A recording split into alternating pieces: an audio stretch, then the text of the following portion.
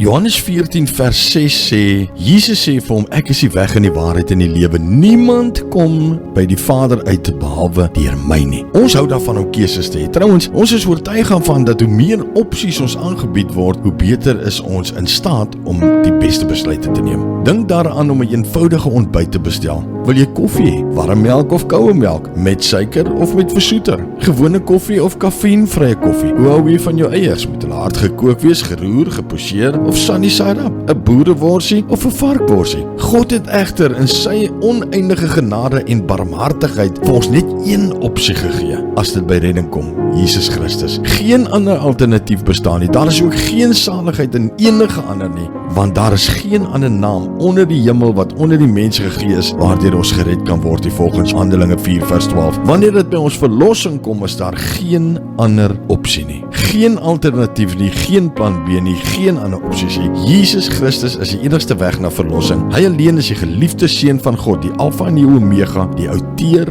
en die volëinder van ons geloof. Maar Vader, dankie Here weer eens vir hierdie bemoedigende skrif in die woord. Dankie Here dat ons kan weet dat U is die weg. Daar is geen ander keuses nie. U is die weg. En dankie Here dat ons daarop kan staan. Dankie dat ons kan weet, daar's niemand anders nie. You are the one and only, die begin en die einde, die outeur en die volëinder van ons geloof. Ons loof vir ons prys en ons eer U in Jesus se naam. Amen.